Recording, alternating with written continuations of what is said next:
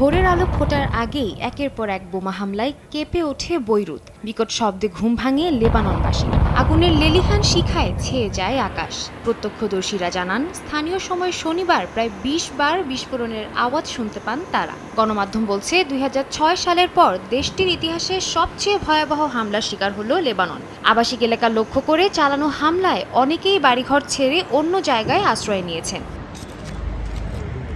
ইসরায়েলের প্রতিরক্ষা বাহিনীর মুখপাত্রের দাবি, সশস্ত্র গোষ্ঠী হিজবুল্লাহর স্থাপনা লক্ষ্য করেই ওই হামলা চালানো হয়েছে। বৈরুতের আবাসিক ভবনগুলোর নিচেই হিজবুল্লাহর একাধিক হেডকোয়ার্টার রয়েছে বলেও দাবি তাদের। তবে বৈরুত ভিত্তিক এক সাংবাদিক গণমাধ্যম আল জাজিরাকে জানায়, হিজবুল্লাহর কমান্ড সেন্টার কিংবা হেডকোয়ার্টার বলতে কিছু নেই। হামলা চালানো ভবনের সবগুলোই আবাসিক, যেখানে বেশিরভাগই বেসামরিক লোকজন বাস করেন। বসে নেই হিজবুল্লাহ। তেল আবিবের দাবি, ইসরায়েলে এখনও রকেট সহ মিসাইল হামলা অব্যাহত রেখেছে লেবাননের সশস্ত্র গোষ্ঠীটি। এর মধ্যে তাদের ছোড়া ব্যালিস্টিক ক্ষেপণাস্ত্র আকাশেই ধ্বংস করে দেওয়ারও দাবি করেছে ইসরায়েল। এছাড়াও ইসরায়েলের দক্ষিণ পূর্বাঞ্চলীয় হাইফায় রামাত ডেভিড বিমান ঘাঁটি সহ বিভিন্ন স্থাপনায় ক্ষেপণাস্ত্র হামলার দাবি করেছে হিজবুল্লাহ।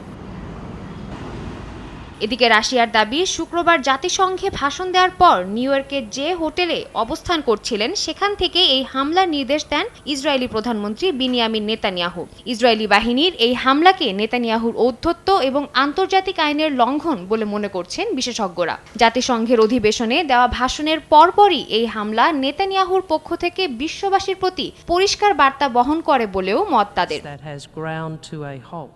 ইসরায়েলের এই বর্বরতার তীব্র নিন্দা জানিয়েছে বিভিন্ন দেশ। জাতিসংঘের সাধারণ পরিষদের ভাষণে অনেকেই নেতানিয়াহু প্রশাসনের প্রতি যুদ্ধ বন্ধের আহ্বান জানিয়েছেন। অস্ট্রেলিয়ার পররাষ্ট্রমন্ত্রী পেনি ওংও সেই খাতায় নাম লিখিয়েছেন। লেবানন যাতে আরেকটি গাজায় রূপান্তরিত না হয় সেজন্য বিশ্ববাসীকে এগিয়ে আসার আহ্বান জানান তিনি। সাদিয়া তাসনিম, সময় সংবাদ।